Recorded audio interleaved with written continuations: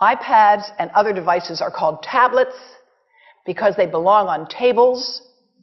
They are tested 20 centimeters away from that big guy that I showed you before. 20 centimeters away. They are not approved to be held in the laps of little children, although millions of kids are having them now in schools because the people involved in educational technology and those involved in public health research are not talking to one another. Because if they were, they would understand that you're giving children a two-way microwave radiating device, and if you must give them such a device for learning purposes, put it on airplane mode so that it's not sending and receiving signals as it does otherwise. Now, this is some new modeling, again, that we've developed with colleagues in Brazil, and we can share with you how we've done it. We first start out with the MRI and create the model with 1 millimeter voxels, and this is quite a bit of work goes into creating this, and here is what it looks like after a period of 6 minutes. And that's really not as bad as it might look, because you see the red area only gets partway through the eye of the adult, right? The one that we're really concerned about is this one with the young child. And this is a 3-year-old brain that we modeled. And you see that by the end of that 6-minute call, the peak radiation, yellow and red, is getting all the way into almost both eyes. And again, this is one call, and it's not going to kill anybody. It may not cause any biological effect whatsoever for 1 call or 2 calls or 3 calls. But the question is, what's the cumulative impact of this kind of exposure? How do we evaluate it? And I want to show you an example of some of the work that we are doing now that I'm releasing here for the first time. And this is a modeled microwave radiation dose of a 6-year-old with greater levels to the frontal and temporal lobes, eyes and cheek. And watch this here. Now, yellow, white, and red are the hottest, all right? And if you look carefully, you will see it's going into the eye, the nose. Do it again, just so you'll get to see it. And partly into the brainstem. Now, that's just showing you that there's going to be some exposure into that area of a young head. It doesn't tell you that there's any biological effect, right? Now, the next slide is going to show you something that might be of interest to students and faculty here. And that has to do with exposure to the reproductive organs. We call them the gonads. I think you say the testicles. And bone marrow.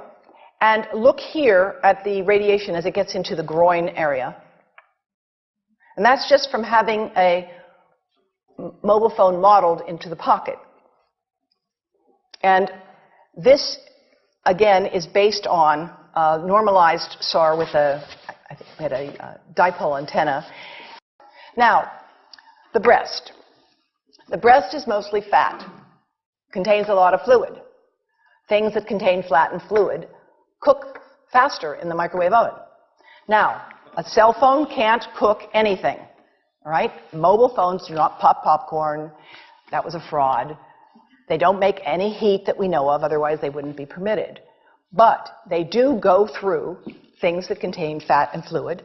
And we are now working at Environmental Health Trust with scientists at the University of California, San Francisco, scientists at formerly the president of the American Cancer Society of California, because we are seeing women who keep cell phones in their bras. Has anyone seen a woman put a cell phone in her bra? Hands up, please. Please tell them you've heard now why they shouldn't do that. And here I want to show you our first case report from 2009, and we now have many more. This was a Chinese-American woman who used her cell phone 4 hours a day in her bra for 10 years while she was driving. Now, and you drive with a phone on your body. The phone is smart. It's going to go from one tower to another, and it's going to say, here I am, where are you, here I am. And it's going to be going to max power each time it moves from one cell tower to another. And there it was right next to her chest. And the tumors that developed right under the antenna of the phone. unusual tumors. But in the meantime, people have a right to know how you can minimize exposure.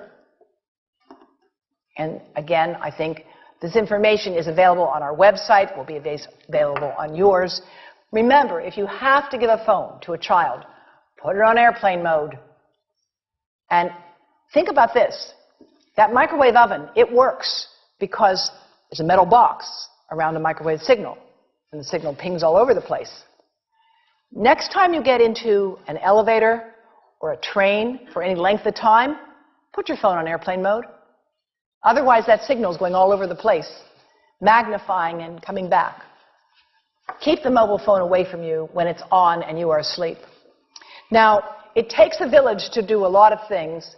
These are some of the people whose materials I've used today with their permission, and I can't read this list to you, but I want you to know that I feel really honored to be working with some of the most talented people in the world on this issue. And they have given me permission to share these materials with you.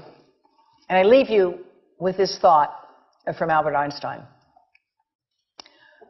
The world is not dangerous because of those who do harm, but because of those who look at it without doing anything. So, thank you.